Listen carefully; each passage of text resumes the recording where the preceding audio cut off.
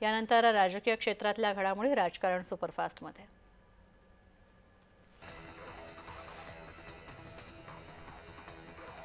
वरळी मतदारसंघामध्ये SRAच्या संदर्भात नागरिकांच्या अडचणी सोडवण्यासाठी शिबिराचं आयोजन करण्यात आलं होतं. या ठिकाणी आदित्य ठाकरे देखील उपस्थित होते.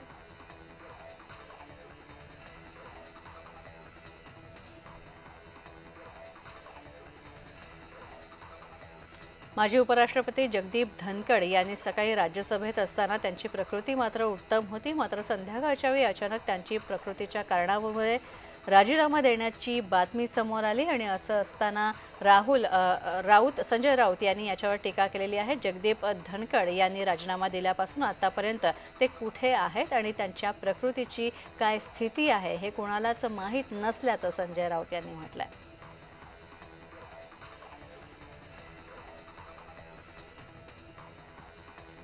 वरळीमध्ये बॅनरवर ठाकरे बंधूंचे एकत्र फोटो असल्याचं दिसतंय. तर बॅनरवर बाळासाहेब ठाकरे, राज ठाकरे, उद्धव ठाकरे, आदित्य ठाकरे आणि अमित ठाकरे यांचा फोटो एकत्रित लावण्यात आलेला आहे. मराठी अस्मितेचा मानबिंदू असा उल्लेख सुद्धा या बॅनरवर करण्यात आला.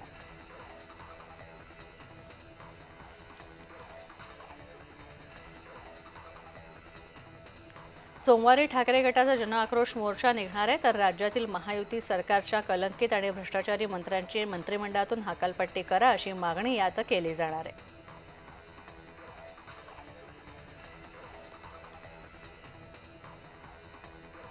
उपमुख्यमंत्री अजित पवार आज बारामती दौऱ्यावर आहेत. बारामतीमध्ये विविध विकास कामांचा आयोजन आणि त्याचं पाहणी करण्यासाठी अजित पवार यांनी बारामतीचा दौरा करायला सुरुवात केली असून अजित पवारांना भेटण्यासाठी अनेक जण त्यांच्या निवासस्थानी आलेत.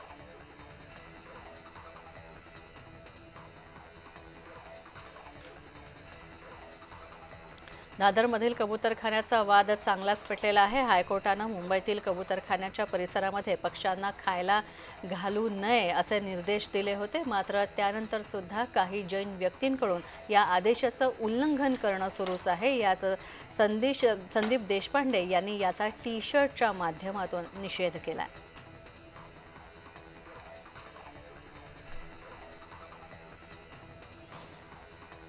ठाकरे गटाचे नेते भास्कर जाधव यांच्यासह व्हॉट्सअप स्टेटसची पुन्हा एकदा चर्चा रंगते. तर कितीही समोर येऊ द्या, त्यांना एकटाच बास असं स्टेटस भास्कर जाधव यांनी ठेवलंय.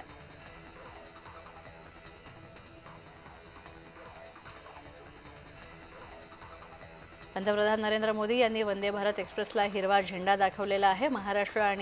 महाराष्ट्रामध्ये आणखी एक वंदे भारत एक्सप्रेस दाखल झाली असून नागपुरातील अजनी पुणे तर वंदे भारत एक्सप्रेसचं लोकार्पण करण्यात आलेलं आहे. तसंच बंगळुरू, बेळगाव आणि कठरा अमृतसर मार्गावर सुद्धा वंदे भारत एक्सप्रेस धावेल.